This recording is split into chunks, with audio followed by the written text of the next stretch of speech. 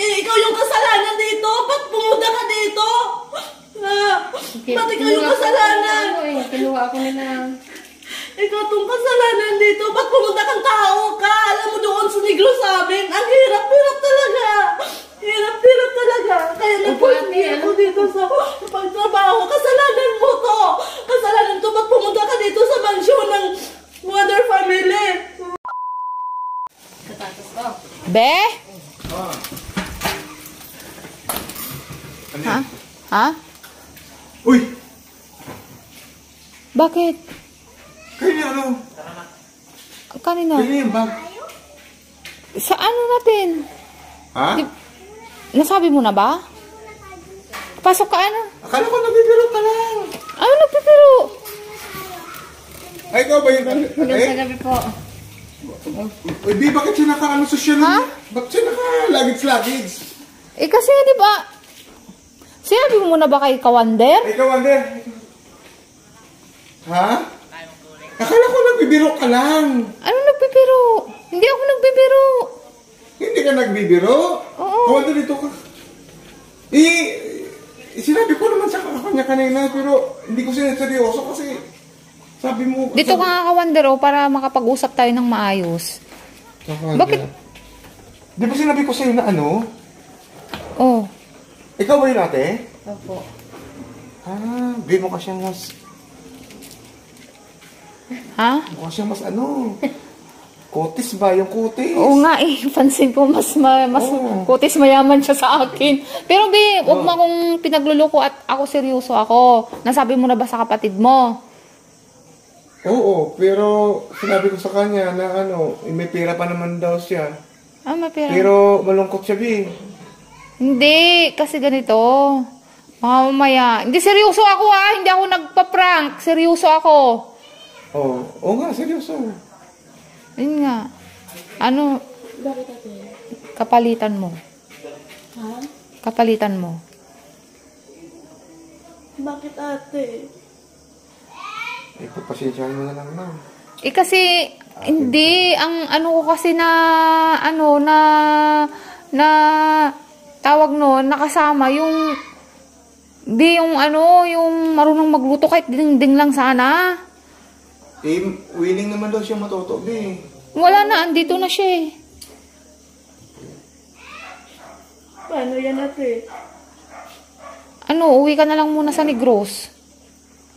Kasi si ate, wala, sinundo ko. Gustong-gusto niya daw pumasok dito, di ba te? Opo. Marunong mo magluto yan, Bi? Be, galing siya sa sosyalon na lugar. Sosyalon? Oo. Paano ito sa Kawander? Wala tayong magagawa. Balik siya sa Negros. Ano yan te? Bagong-bago ko pa dito. Ay, hindi ba nagpunta ko dito para makaraos kami sa kahirapan? At, tapos, paano na yan? Walang trabaho yung asawa ko, ate. Tapos, di ba nagpursige naman ako sa yung mga gawaing bahay dito? Gusto ko namang matuto. Paano ngayon, Tiyan? Paano? Anong masasabi mo kay Kawander? Umiiyak na. Ikaw kasi, ate. Ikaw yung kasalanan dito. Ba't pumunta ka dito? Ba't ikaw yung kasalanan? Kinuha ako nila. Ikaw itong kasalanan dito. Ba't pumunta kang tao ka? Alam mo doon sa Negros sa amin. Ang hirap-hirap talaga. Hirap-hirap talaga. Kaya nagpulpi ako dito sa pagtrabaho. Kasalanan mo to. Kasalanan to. Ba't pumunta ka dito sa mansyon ng Wonder Family? Paano na yan? Alam ko yung hirap po eh. May mga anak naman akong pinapaharap. Tapos yung asawa ko pinabulyonin pa. Walang trabaho. Excited pa naman sila pumunta dito. Ikaw yung kasalanan dito. Ikaw yun. Umiiyak na si ate. Umiiyak na rin si ate, oh. Ha? Ikaw yung kasalanan dito. Ba't pumunta ka dito? Alis eh. Si Kawander na lang po ang dito. Kapatid naman po siya ni Wonder Daddy eh. Pumunta ka pa dito. Nagpursige naman ako Baby. magpaturo kay kasambahay sa Magsalita ka, kasalanan mo to. Hindi ako makapagsalita. Kawander sa'yo, may kasalanan, prank lang yan eh. Magsabihin mo kasing prank lang. Grabe! Hindi! Galit ako sa babae na to. Ba't pumunta pa siya dito? Hindi, seryoso. Hindi, prank lang, prank. Hindi na matutuloy yung mga pangarap ko dahil sa babae Hindi na kasalanan. to. Hoy, hindi mo Alam mo, wala sa'yo prank kasalanan, lang. prank lang. Prank lang, huwag mo siyang sisihin. Kasi prank lang, si ate mo yung ano. It's a prank! Parang siya yung na-prank. Siya yung... Parang siya yung na-prank kasi magkakampi kami. Naiyak siya. It's a prank lang! Welcome! Welcome sa Wonder Family. Naiyak siya. It's a prank lang! Baby, Ang galing ni Kawander. Saksis yung prank mo, di. Ang galing ni Kawander. Parang siya yung na-prank kasi umiyak din kasi, be. Oh. Kasi kunwari, sinabi ko sa kanya kanina na, na i-prank namin si Kawander. Oh. Ang hindi niya alam, kakampi pala natin si Kawander. Oo. Naiyak siya. At siya... It's a prank lang! Oo, sa prank. Baby, nakahiya kayo. Kaya nga, siyempre, kapag bago talaga, di ba, pang-welcome. Pang-welcome Oh, talaga. ang alam mo talaga, siya yung pinaprank natin. Ang alam ko si Kawander. Pero hindi mo alam na ikaw na pala yung napaprank. Anong feeling mo kanina nung sinabi niya na kasalanan mo? Parang kinabahan ka din, hindi ka kinabahan? Oh, parang din, naawa ako. Ang galing! Sana all, be! Sana all. Ang galing na ng mga tao na to dito sa mansyon. Ang galing ng pagkawan.